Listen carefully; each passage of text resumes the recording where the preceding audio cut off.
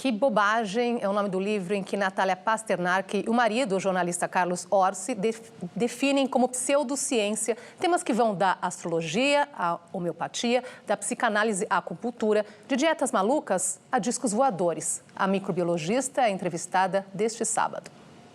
No livro vocês tratam de acupuntura, homeopatia, discos voadores, astrologia. O que todos esses temas têm em comum?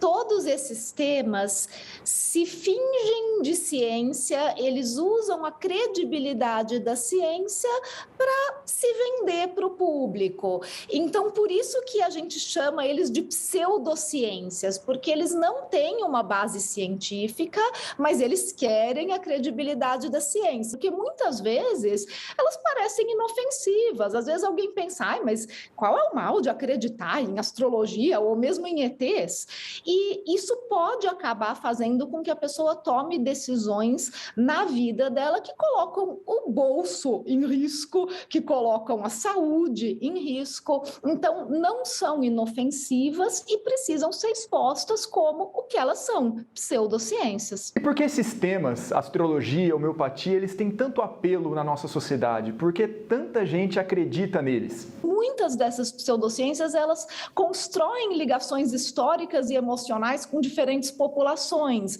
E as pessoas acabam realmente se apegando àquilo e isso gera, inclusive, uma resistência muito grande quando alguém como eu e o Carlos Orsi publicamos esse tipo de texto falando que, olha, sinto muito, mas isso não é ciência, isso pode gerar riscos para a sociedade. E qual a diferença, doutora, do negacionismo científico, da desinformação que vimos nos últimos anos, como, por exemplo, as fake news contra as vacinas, para as pseudociências retratadas no livro? Elas têm relação, são iguais, são diferentes? Como que a gente pode relacioná-las? São pessoas que geralmente são pró-ciência e que se posicionaram na pandemia de uma maneira favorável à ciência, mas que quando você mexe em assuntos com os quais elas têm uma ligação emocional, como a homeopatia, como a psicanálise, elas não conseguem enxergar que os argumentos são muito parecidos. Então, essa é a grande dificuldade que a gente tem. A pessoa que fala, nossa, cloroquina é um absurdo, olha, esses estudos são todos observacionais, as evidências são todas anedóticas.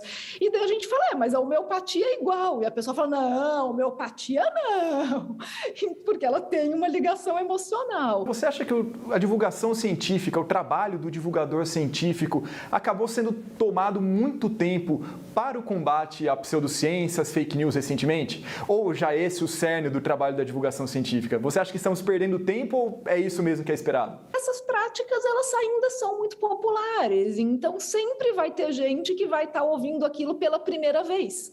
Sempre vai ter pessoas que se encantaram com homeopatia ou com astrologia porque conheceram aquilo como se fosse uma ciência e não tiveram ainda nenhum contato com alguém que desmente isso. Então, a repetição é muito importante na comunicação de ciência. Por fim, doutora, muitas das práticas citadas no livro, elas estão presentes em políticas públicas de Estado, seja a nível municipal, estadual, federal. Então, gostaria de perguntar o que é necessário, o que falta para que a ciência, o método científico como um todo, esteja mais presente na formulação dessas políticas públicas? A gente precisa mudar a maneira como a gente ensina ciência para deixar de ensinar de uma forma conteudista e começar a ensinar de uma forma que estimule o pensamento crítico e racional.